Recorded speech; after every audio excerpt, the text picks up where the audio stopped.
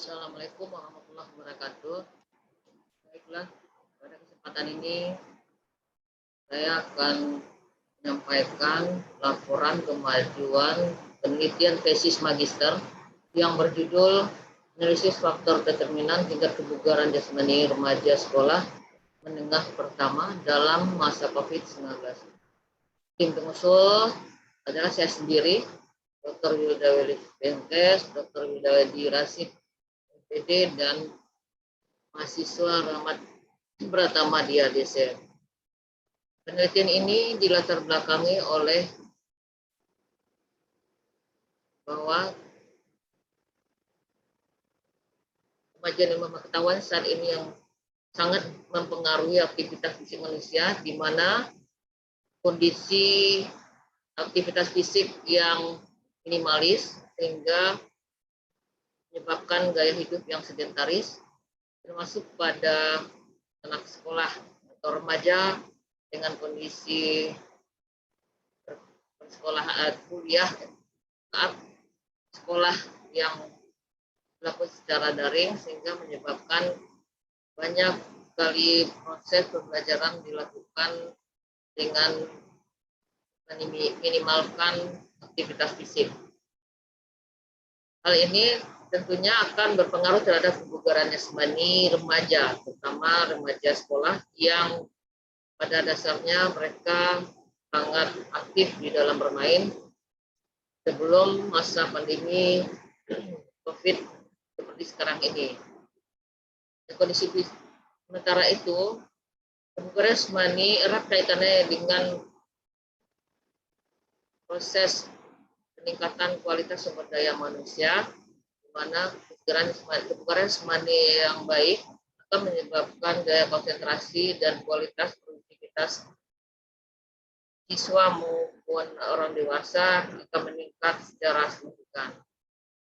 Adanya kondisi atau sikon yang terjadi karena perubahan yang disebabkan oleh adanya pandemi ini tentunya akan berpengaruh terhadap kondisi fisik siswa, terutama tentang kebiasaan-kebiasaan aktivitas fisik yang dilakukan setiap harinya, sehingga tentunya akan menentukan atau mempengaruhi prestasi belajar siswa remaja di sekolah.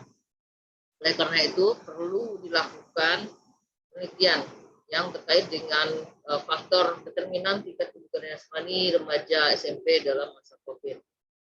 Tujuan dari penelitian ini adalah untuk menganalisis faktor penentu tingkat kebugaran jasmani remaja sekolah menengah pertama dalam masa COVID. Penelitian ini tentunya sangat penting dilakukan karena kontribusi tingkat kebugaran jasmani terhadap kualitas sumber daya manusia. Kebugaran jasmani yang baik akan menunjang peningkatan kondisi fisik yang lebih baik sehingga meningkatkan produktivitas belajar remaja dan masyarakat. Jenis penelitian. Penelitian ini adalah penelitian kuantitatif dengan pendekatan kausal komparatif yang dilakukan di Sekolah Menengah Pertama Negeri 27 Kabupaten 50 Kota Sumatera Barat, dilakukan dari bulan Mei, yaitu penyusunan proposal, kemudian penyusunan kuesioner dan koordinasi dengan tim lapangan, sampai dengan bulan November nanti untuk pengambilan data. Populasi dalam penelitian ini adalah seluruh siswa SMP Negeri 2 Setuju Nagari Kabupaten 50 Kota yang berjumlah 330 siswa, mana sampel akan diambil adalah siswa yang berumur 13 sampai 15 tahun yang berjumlah 110 orang siswa. Pengumpulan data dilakukan dengan berbagai cara tergantung dari variabel yang digunakan dalam penelitian ini. Yang pertama, untuk variabel status gizi akan diambil dengan mengukur berat badan dan tinggi badan, kemudian menghitung indeks massa tubuh siswa. Kemudian variabel sosial, ekonomi sosial diukur dari tingkat pendidikan orang tua sedangkan ekonomi diukur dari jenis pekerjaan dan pendapatan orang tua. Variabel tingkat kebugaran jasmani diukur dengan tes kebugaran jasmani Indonesia untuk usia 13-15 tahun. Alat ukur yang digunakan untuk berat badan adalah timbangan dan tinggi badan diukur dengan mikrotois. Variabel sosial ekonomi diukur dengan menggunakan kuesioner. Sedangkan tingkat kebugaran jasmani siswa diukur dengan tes kebugaran jasmani Indonesia untuk usia 13-15 tahun. Yang terdiri dari item tes lari cepat 50 meter, tes gantung angkat tubuh untuk putra dan tes gantung siku untuk putri, tes baring duduk 60 detik, dan tes loncat tegak, serta tes lari 1000 meter untuk putra dan 800 meter untuk putri. Selanjutnya, variabel yang diukur adalah persentase lemak tubuh siswa dengan menggunakan alat ukur persentase lemak tubuh Omron. Tahapan penelitian dimulai dengan tahapan persiapan, kemudian proses penelitian dan fase akhir, dan selanjutnya menghasilkan luaran yang berupa proceeding atau artikel di jurnal internasional. Hasil penelitian ini sebagian data yang baru bisa diambil karena terkendala dengan proses pembelajaran yang dilakukan dengan sistem shift, sehingga siswa ke sekolah hanya sebagian. Kemudian juga proses pengambilan data juga dilakukan dengan menitipkan kuesioner untuk orang tua. Dalam hal ini diberikan kepada siswa, kemudian siswa memberikan kembali kepada peneliti. Namun karena proses kuesioner ini pengembaliannya belum tuntas secara keseluruhan, maka hanya baru sekitar 86 kuesioner yang dikembalikan oleh siswa. Dari 86 kuesioner tersebut, belum seluruhnya berisi secara penuh, sehingga sampai sekarang masih dilakukan pengambilan data ulang dengan menjemput bola, menelusuri melalui ke rumah ya, ke alamat siswa masing-masing. Oleh karena itu, data yang diberikan belum sepenuhnya lengkap. Dari data yang ada, terlihat bahwa rata-rata tinggi badan siswa itu adalah 151,1 cm, kemudian berat badannya 40,5 cm, dan IMT 22,9 kg per meter kuadrat. Mana rata-rata status gizi remaja tergolong normal dengan IMT tertinggi 38,4 dengan status obesitas. Dari data juga terlihat bahwa sebagian besar responden adalah siswa remaja laki-laki dan berumur paling dalam kisaran 13-15 tahun sesuai dengan tes kebugaran jasmani yang dipakai. Berdasarkan tingkat pendidikan orang tua, sebagian besar orang tua siswa berpendidikan sekolah dasar sebesar 38,4%. Dari 86 data kuesioner yang masuk, itu terlihat bahwa memang sebagian besar orang tua siswa ini berpendidikan SD.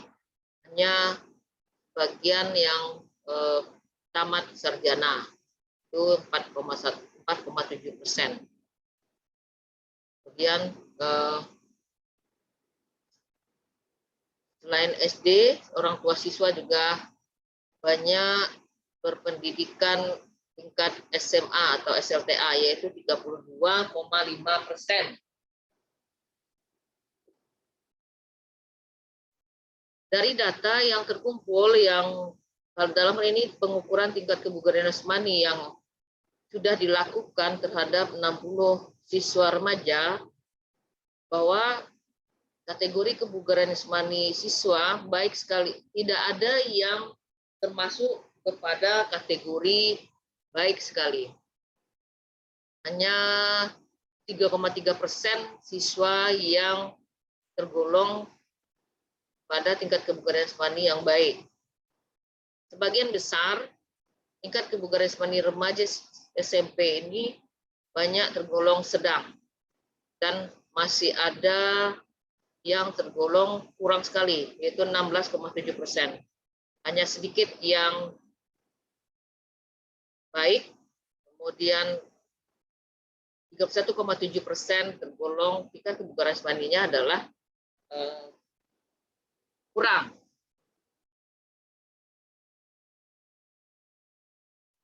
Kemudian dari pengukuran lemak terlihat bahwa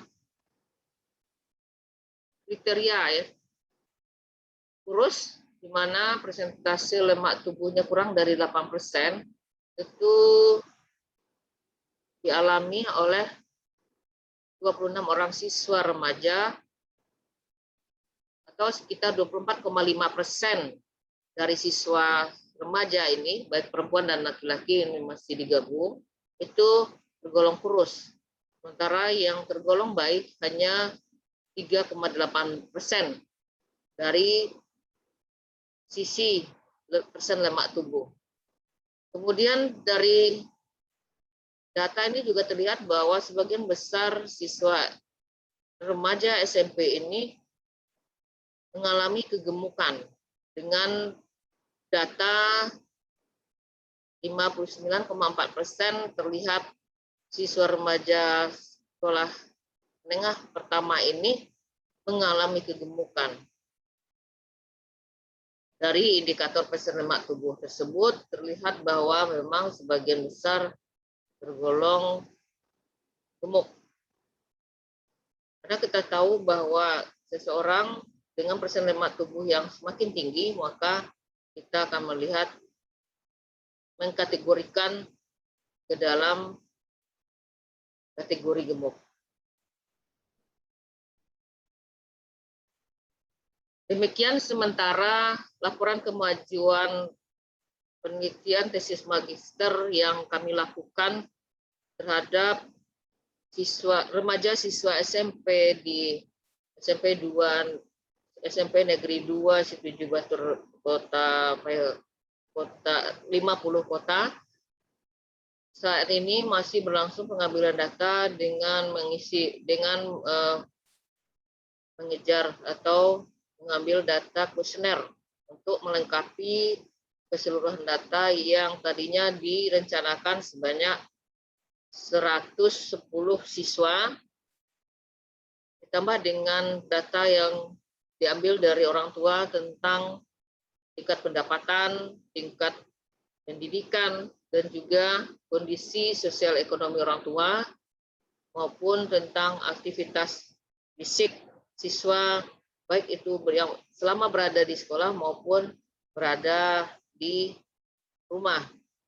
Tentunya semoga kelancaran dan kemudahan dapat hendaknya dilancarkan di dalam pengambilan data ini. Terima kasih. Demikian saja presentasi laporan kemajuan saya, penelitian saya ini. Terima kasih. Billahi taufiq wal hidayah. Wassalamualaikum warahmatullahi wabarakatuh.